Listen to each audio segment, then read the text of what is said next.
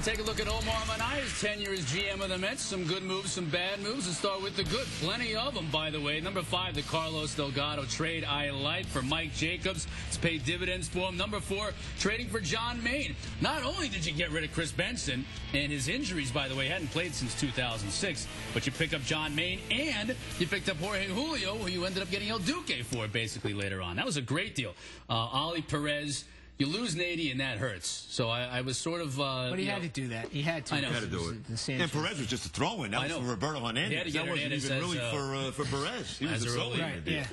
And Nady, I hated losing him. Still hate losing him. In some ways, he's still paying a little bit for not having that right fielder. Church was a nice piece, but he got hurt. Number 2 on that list, extending Wright and Reyes I had, because you talk about these two guys. I think it was a win-win for both players. The players avoid arbitration. They get signed through arbitration. And yet, Omar gets 2 of the premier players in the league for under control for reasonable money. No question about it. Reasonable money, yeah. You could say undervalued. Number 1 on that list, signing Johan Santana. He's worth every penny. Absolutely. And making a trade for him. Look, in the end, he fell in their lap, but he did play it the right way, Omar. He waited. He didn't give up Reyes when everybody was saying he might have to do that early, and he also didn't give up Pelfrey. Gomez had an outstanding year for Minnesota, no question about that. They hope he's their center fielder of the future. Hey, I'll tell you, he looks like it. One underrated move. Sanchez obviously got hurt, but Jay's so for Sanchez. Sanchez was looking like one of the best relievers in the league. Until he got in a taxi cab, no doubt about it. And also give Omar credit for guys like Tatis, who were nowhere to be found, and he brings them in, and look at the job he did. Let's look at the bad, too, because there are some of those as well. We start the 5th one on the list.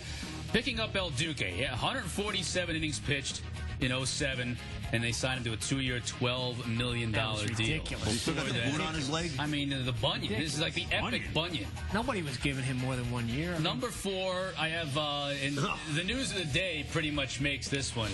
Ambiorix Burgos is worthless. Now, Bannister had a real slide in the second half of the year for the Royals, but still, he's a quality pitcher. And for Burgos, all you got is baggage, whether he's hitting his girlfriend or having his jewelry stolen or killing people in automobile accidents. By the way, the 4th... Allegedly. Yes, I know. Is he on the lam now? He's under investigation in the Dominican Republic. Allegedly. He's on the lam. Oh, jeez. Number 3, I thought letting Chad Bradford go was a mistake. Now, Darren Oliver is a long reliever. He's long in the tooth. He's actually been excellent for the Anaheim Angels. But Chad Bradford, an ERA of 2.12 this year as that right-handed specialist, and they've missed him ever since he left. He didn't want to pay him because he was looking for a 3-year deal. They didn't think it was worth it. Then they wound up signing Schoenweis for basically the same money.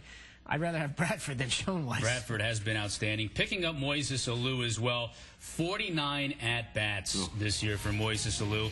It's $7.5 million, but it's just $7.5 million sunk. You got nothing in return for that. And even last year, I think he had just over 300. Well, you did get that 30-game hitting streak last year from him late in the season. So I tell you, it didn't work out. Worth the money.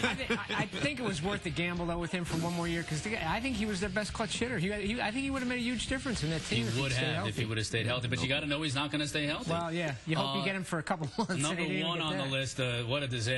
Luis Castillo. Could it be anybody else? 4 years, $25 million. This is one of those deals, unlike the Alou deal, where at least you hope, hey, if he's healthy, that's a good deal. You knew as soon as the ink was on the paper on this one, this was a disaster. There was no reason for that.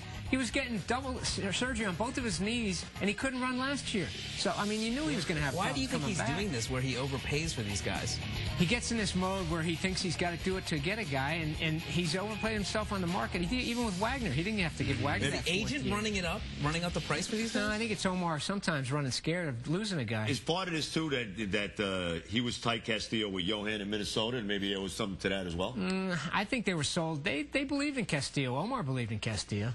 All right. That's any Met fan. And don't forget the famous 2-year deal for the oldest guy ever to play for the Mets.